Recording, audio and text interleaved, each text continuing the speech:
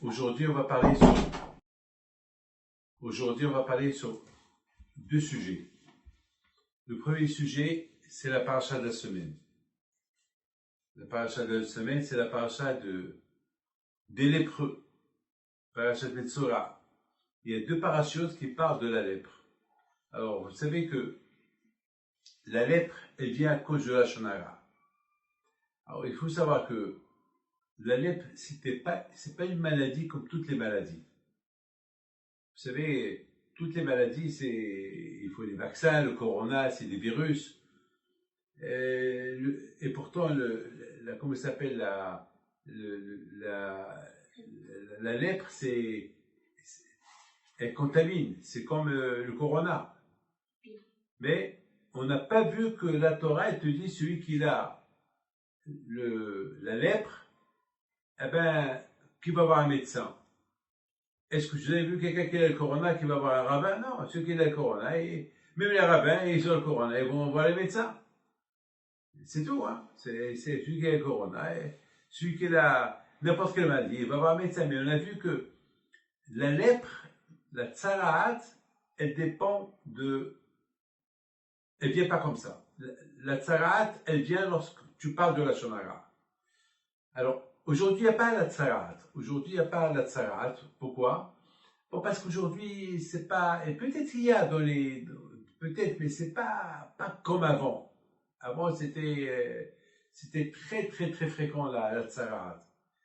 Aujourd'hui, il n'y a pas de Beit HaMikdash. Alors, vous savez, regarde, c'est extraordinaire. Avant qu'il y avait le Beit HaMikdash, alors il y avait la lèpre, il y avait la tsaraat. Pourquoi? Parce que celui qui a la tsaraat, celui qui a la lèpre, il faut qu'il va voir un Kohen. Et c'est le Kohen qui va statuer s'il est pur ou s'il est impur. S'il est pur, il va lui dire, bon, c'est bon. Il va dire, ça y est du tout. Fait un petit teshuva et c'est bon. Mais s'il est impur, après quelque temps, il lui dit, tu es tamé, alors, ça y est, mais la lèpre, elle était, il y avait 3 grades. Tout d'abord, lorsque la tsaraat, elle venait pas directement sur quelqu'un. Elle venait à la maison. À la maison. Et après, si, a priori, un homme qui voit qu'il a des taches de tsaraat à la maison, il faut qu'il fasse teshuva. Il faut qu'il comprenne, comment ça s'appelle, il n'a pas de Lashon Hara. Mais quand même, il faut qu'il montre au Kohen. C'est pas lui de décider. C'est le Kohen qui va dire, oh, t'as parlé de Lashon Hara sur ta belle-mère, tu as parlé de Lashon Hara sur ton copain, tu as parlé sur ta femme, tu as parlé sur ton père, ta mère. Donc, alors il dit, il faut faire teshuva. Alors, beaucoup de fois, il y avait des gens qui ne voulaient pas venir. Alors, on les forçait. On le forçait. On a dit, il faut aller chez le Kohen. On le forçait. Parce que, vous savez pourquoi? Parce que lorsqu'il y avait la tsaraat, tout le monde avait peur. Laïsta, shivishmo. Lorsqu'il y a la lèpre, c'est contagieux. C'est contagieux. Donc, attends, on le force. La Kohen, on le force. Tu es obligé. C'est pas que de toi, on va être tous malades. Te mets c'est dans la maison. On s'en fout. Parce que après, ça va se propager. Si l'homme ne fait pas tout teshuva, la lèpre, elle va aller dans ses vêtements. Alors déjà, les vêtements, c'est à côté du corps. Donc l'homme, il risque de faire un peu plus, imaginez-vous quelqu'un qui a un beau costume blanc, un beau costume bel djellaba, et soudainement, il voit une tache bizarre. Il va chez le Kohen, c'est quoi ça? C'est la tsaraat, la lèpre, il faut faire teshuva. Et s'il ne veut pas venir, on l'oblige de venir. Ah, vous allez venir, il va changer de vêtements. Alors, la tsaraat, elle va sortir chaque fois qu'il change de vêtements, la tsaraat, elle va sortir de le vêtement. Donc, les gens, ils vont remarquer. Ou sa femme, elle va remarquer. Donc, Vehuva et la Kohen, on apporte sur le Kohen. Waouh! T'as pas fait de tchouva. Tu as eu la tsaraat à la maison, t'as pas fait de tchouva. Et maintenant, Tu as la tsarat dans les vêtements. Il faut faire tchouva avant que ça vienne dans ton corps. Et le monsieur, il va dire, hein, hein, alors ça va venir dans son corps. Alors là, mon fils, Badad Yeshev Mehou Samahan, il va rester étant tout seul quelque part. Il y avait des endroits spéciaux pour les lépreux. Je me rappelle, vous savez que au Maroc, il y avait une femme, Leicester, elle a trompé son mari. Elle a trompé son mari. Son mari, il voyageait beaucoup. Il voyageait beaucoup au Maroc, son mari. Il voyageait énormément au Maroc. Et ce mari, il faisait du thé, du sucre, il voyageait beaucoup. Et un jour, elle a cru que son mari est parti, et malheureusement, il est venu son copain, et le mari, au milieu de la nuit, il a oublié l'argent. Donc, il est retourné à la maison, et il a trouvé le monsieur à la maison. Donc, la même nuit, ils ont divorcé. La même nuit. Il a pris comme ça. Il a frappé le monsieur, il a pris sa femme, ils sont partis au Bidin, il était un homme riche, il a réveillé les Dayanim, il a raconté les Dayanim, la même nuit, il l'a jeté de la maison, il lui a donné ce qu'il fallait, mais malheureusement, cette femme-là, elle a eu la lèpre. Elle est restée lépreuse pendant 3 ans, jusqu'à qu'elle est morte.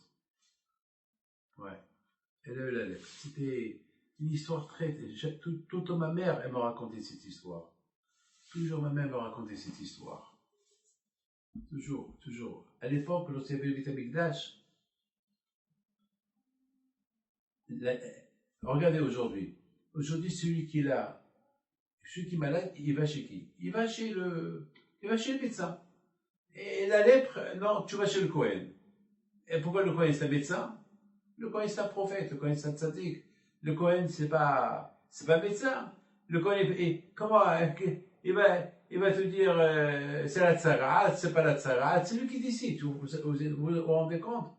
C'est le Kohen qui décide. Si tu dis, c'est la tsarat, alors, elle devient tsarat. Et s'il dit, c'est pas la tsarat, on dirait que Hachem, il met les paroles dans sa bouche. Hachem, il met les paroles dans la bouche du Kohen, quoi dire, quoi ne pas dire. C'est de la folie, c'est Mina Shamaim. Mina Shamaim, c'était quelque chose comme ça. Alors vous savez très bien que il y a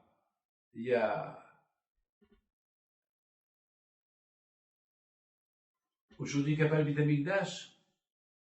Alors, donc, Mina Shamaim, la lèpre, elle n'existe pas. Elle n'existe pas.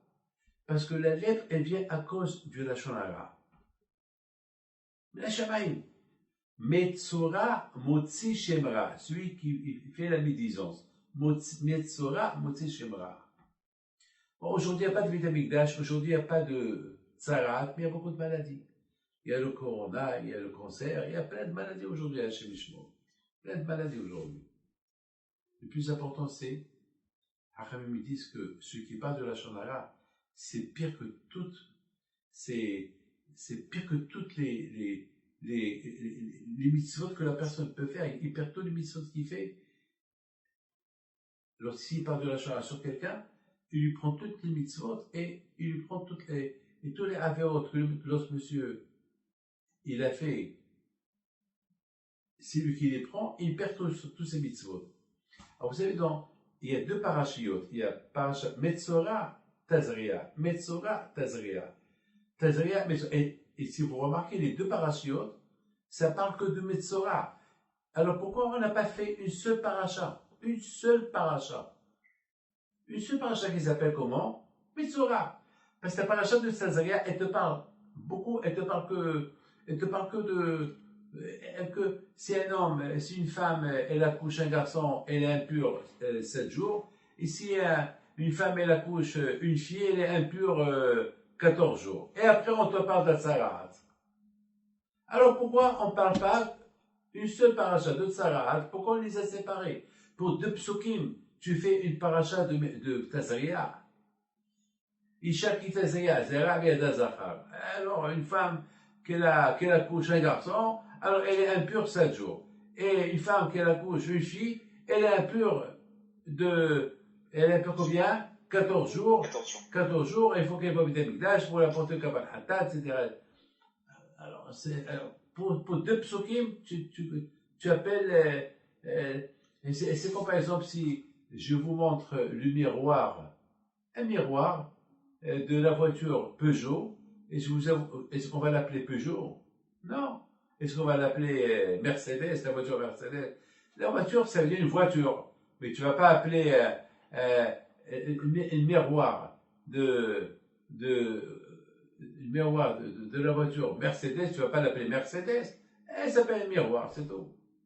Alors là, je comprends pas, une paracha, qu'elle parle d'une loi, tu lui donnes le titre de Tazria, alors que toute la paracha, elle parle que d'un lépreux. Il y a deux parachutes qui parlent des lépreux, on devait les appeler les deux un seul nom, Metzora.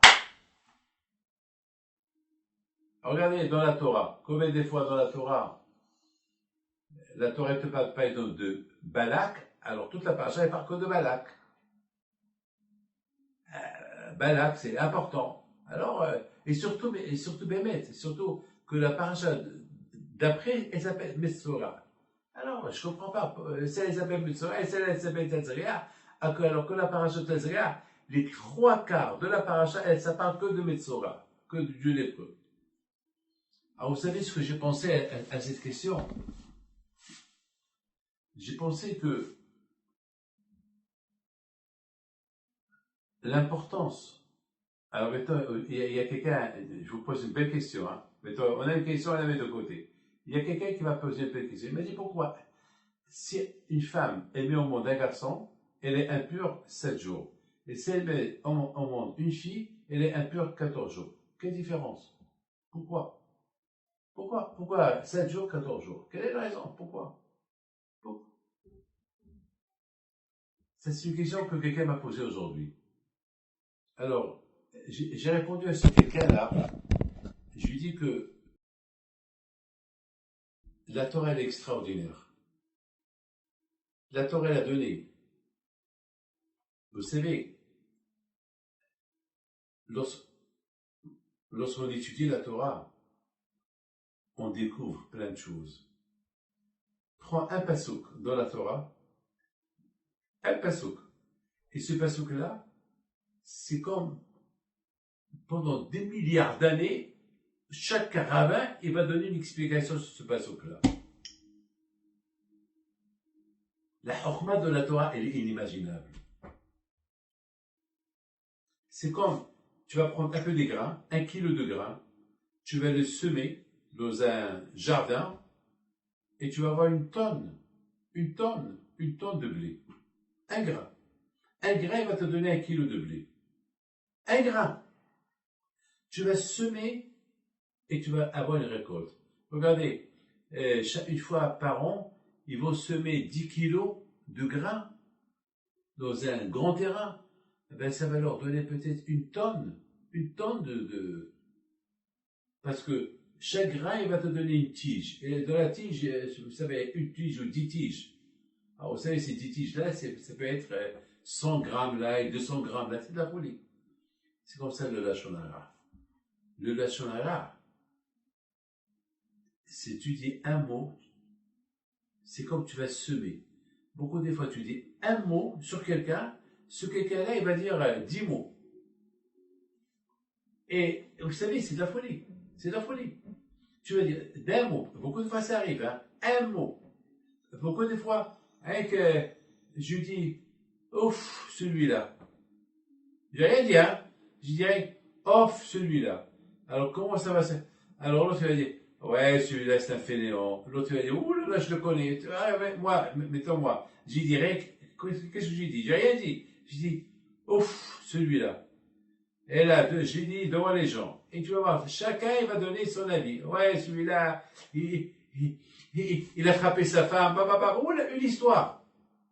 D'une phrase, il va sortir un livre. Et c'est la raison pourquoi cette paracha, elle s'appelle Tazria. Tazria, c'est lorsqu'il y a un garçon qui va naître, la femme, elle est impure que combien de jours? 7 jours. Pourquoi? Parce que ce garçon-là, il va faire la brit mila. Ce garçon, il va grandir, il va faire sa bar mitzvah. Ce garçon, il va étudier la Torah. Il va semer. Alors, plus qu'il y a la Torah, il y a moins de Tum'a. Alors que la fille, non. La fille, il n'y a pas de brit mila. La fille, elle n'étudie pas la Torah. La fille, elle n'a pas de kollel. La fille, elle n'est pas obligée de s'asseoir dans la soukha. La fille, elle n'est pas étudiée. La fille, elle est presque, la plupart des missions, elle n'est pas obligée de les faire. Donc, moins de Torah, plus de Tum'a. Et c'est la raison pourquoi la Torah nous parle, elle appelle cette parashat Tazria. Pourquoi? Parce que le fait qu'on va parler de la naissance d'un garçon, et ce garçon-là, il va écrire des livres, il va être un grand gaon, un grand tzaddik. Imaginez-vous qu'est-ce qu'on dit sur Rabban Yohanan ben Zakkai. Rabban Yohanan ben Zakkai, il était l'élève de Hillel HaZaken. Hillel HaZaken, il avait 80 élèves. 80. Le plus grand, c'était Yonatan ben Ozel. C'était le grand. Le grand. Et le tout petit, alors Yonatan ben Ozel, lorsqu'il va étudier la Torah, chaque oiseau qui traverse sa tête, il brûle, il tombe. Et Yonatan ben Ozel, c'était un grand tzaddik. Alors imaginez-vous alors, il avait 80 élèves. Et chaque élève, c'était un géant dans la Torah. Et le tout petit de ses élèves, c'était qui? C'était Rabban Yohanan ben Zakkai. Alors maintenant, la Gemara, elle dit quelque chose. Elle dit, et Rabban Yohanan ben Zakkai, qui était le tout petit élève de Hillel HaZaken, si on prend toute l'eau du monde, tous les océans, les Atlantiques, les rivières, et on les rend de l'encre, on prend tous les arbres du monde, on les rend des plumes, on prend toutes les feuilles du monde, on les rend des quoi? Des feuilles. On ne va pas écrire une goutte de l'océan de sa chorma. Une goutte. Pourquoi? C'est ça la chorma de la Torah. La chorma de la Torah, bémet, beaucoup des fois, lorsque j'étudie la Torah, je deviens fou. Parfois, je commence à écrire, et à un moment donné, je me rends compte que c'est le matin déjà.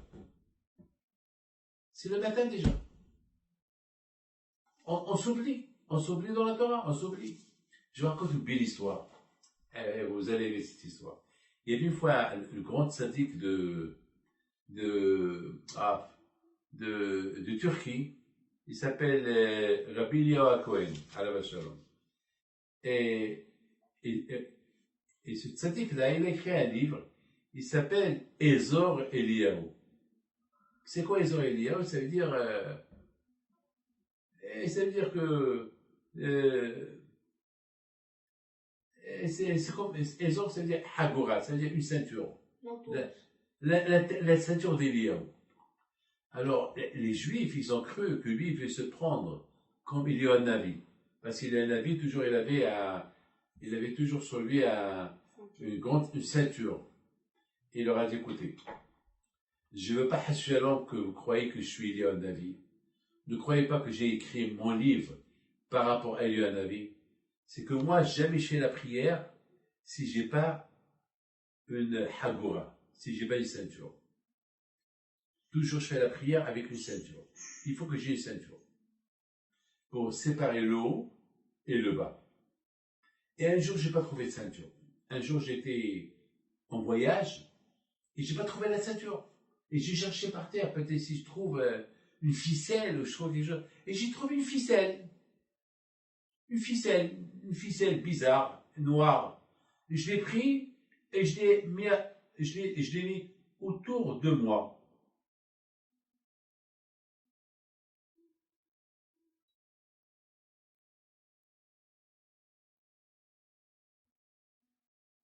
Et après la prière, j'ai touché la ceinture et je sentais que la ceinture, elle bougeait.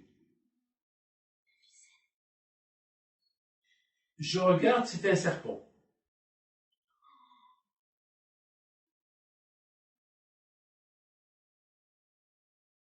Alors, pour dire merci à Kadosh Baruch Hu, que ce serpent ne m'a pas touché, ne m'a pas tué, et c'était un serpent avec du venin.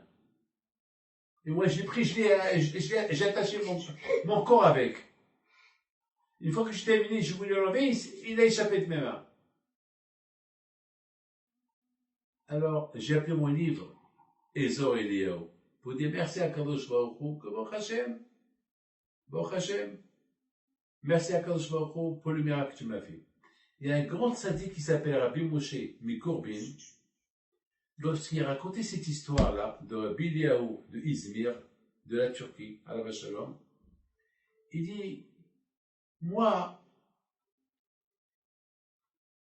je ne suis pas impressionné que ce serpent n'a pas mordu le tzaddik. Parce que même Yosef HaTzadik, lorsque ses frères, ils l'ont jeté dans le puits, il y avait des serpents, et les serpents ne l'ont pas tué. C'est pas ça. Alors c'est quoi? Pourquoi moi je suis mitpael, je suis mitragesh, mais mon émotion est née, c'est que lui, lorsqu'il a pris la ficelle, il a cru que c'était une ficelle. Comment? Quoi, tu vois pas un serpent? Quoi, tu vois pas la tête? Tu vois pas la queue? C'est que lui, il voulait vraiment une ceinture autour de trucs, alors il a cru, lui, sa tête, elle était dans une ceinture. Mais attends, mais réfléchis un peu, attends, David Pinto, vous Yoel, vous voyez un serpent, est-ce que ça vous semble que c'est une ceinture? Non! C'est ça, être tzadikim. Maintenant, on comprend très bien pourquoi la Torah, elle a donné, la Torah, elle a donné l'importance à la naissance d'un garçon. À tel point que la Torah, elle a appelé cette paracha, elle a appelé Tazria. Parce que ce garçon-là, plus de Torah qu'il va étudier, moins de Thomas qu'il va apporter. Et plus de Torah qu'il va étudier, il va rayer la Thomas de la terre. Donc, et surtout, il y a deux choses. S'il n'y a pas la Torah, il y a la Shonara. C'est la raison pourquoi dans la paracha de la Saria, on parle de Betsora. Parce qu'il n'y a pas la Torah, si tu ne parles pas Torah, tu vas parler quoi? Tu vas parler la Shonara. Qu'est-ce qu'il dit David Améler? Moshav etzim le yashav, ki im betorat Hashem hifzo, ubtorato yigi yomam valayla. David Améler, qu'est-ce qu'il dit à la Shalom? C'est quoi l'homme le plus important? L'homme le plus important, c'est quoi? C'est l'homme qui est toujours en train d'étudier la Torah. Il n'est pas dans les cafés, il n'est pas dans les bars, il n'est pas dans les plages, en train de voir des choses pas sanoa. Bon, aujourd'hui, il y avait partout le monde, à la Hesh, à la Hesh, à la Hesh. Bon. Et la Torah? C'est pour ça aujourd'hui, il y a presque des millions de personnes aujourd'hui, ils font des Yom Shikolo Torah. Yom Shikolo Torah. Partout il y a Yom Shikolo Torah. Pourquoi je vais passer Ça va, tu peux faire une petite grillade chez toi à la maison, c'est pas la peine de prendre la grillade toute la journée en train de bouffer la viande jusqu'à ce que tu la vomis à la fin. C'est pas ça.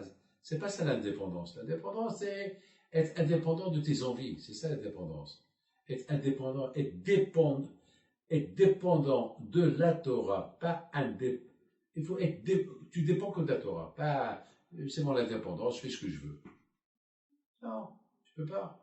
Dans cette vie-là, tu peux pas faire ce que tu veux. Non, tu peux pas. Et c'est la raison pourquoi, mes amis, mon fils, cette paracha elle est importante. La Torah elle a donné l'importance à une maman qu'elle met au monde un garçon. Tazria. Isha ki tazria, zera be'alda zachar. Waouh! Pourquoi zachar? Zachar, c'est du verbe zecher.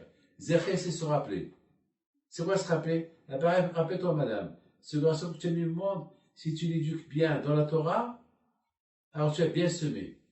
Ah ben, tu vas avoir une récompense. Tu vas avoir une récolte. Tu vas récolter ce que tu as semé. Tu vas avoir une récolte, une belle récolte. Vous savez, il y a beaucoup de fois, il y a des femmes qui viennent me voir. Malheureusement, leurs enfants, ils ne sont pas dans le derrière de la Torah. Ils sont assimilés, ils ne sont pas. Et eux-mêmes, ils disent, eh ben, on récolte ce qu'on a semé. On ne leur a pas donné une éducation juive. On ne l'a pas fait, voilà. Ouais, mettons, on encaisse. Mettons, on encaisse. Mettons, on comprend très bien. Vous savez que Hachamim me disent, c'est beau ce que je vais vous dire. Hachamim me disent que la femme, non, pardon, la Torah, c'est très beau ce que je vais vous dire. La Torah, elle dit comme ça. Eh bien, écoutez ça, c'est beau. La Torah, elle dit que maintenant, lorsque le lépreux, il a guéri, Baruch Hashem, il a guéri, il n'est plus malade, il faut qu'il apporte un sacrifice. Quel sacrifice il va faire? Eh bien, il va apporter 2 oiseaux. Un oiseau, 2 oiseaux. Un, il va l'égorger. Et il va prendre l'autre oiseau qui est vivant, il va mettre son visage sur le sang de l'autre. Et après, il le laisse. Alors, pourquoi on fait ça? Ben, on fait ça parce que les oiseaux, toute la journée, les oiseaux, toute la journée, ils parlent. Alors, la Torah te dit, toi aussi, tu as tellement parlé de la Shonara, voilà, tu es devenu comme un oiseau. Mais j'ai pas compris. C'est de la cruauté. D'égorger un oiseau, de prendre l'autre oiseau, et de mettre son visage dans le sang. Mais c'est de la cruauté, ça. Hein, c'est de la cruauté. Alors comment la Torah, elle permet ça? La réponse, elle est comme ça. Et Hachem, il dit au monsieur qui a fait la Shonara, lorsque tu as parlé de la Shonara, tu as tué ton ami. Tu n'as pas eu d'appel pour lui.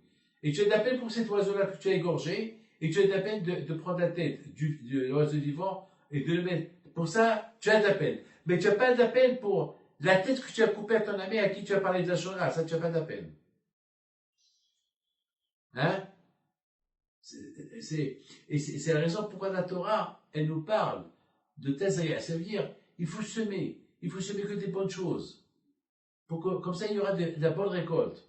Semer la Torah. C'est la raison pourquoi cette paracha, on lui a donné, même pour 2 parachas, même pour quelques pesukim, on lui a donné le nom de Tazria. Parce que l'importance, parce qu'il y a plus des bonnes paroles de Torah, alors la récolte de Torah, elle sera bonne. Il y a plus malheureusement, il y a plus de paroles, de bêtises de la Shonara, alors il y aura beaucoup de tsarat, beaucoup de lèpre. Ça, mon fils, c'est la première chose, la première section de la paracha de cette semaine.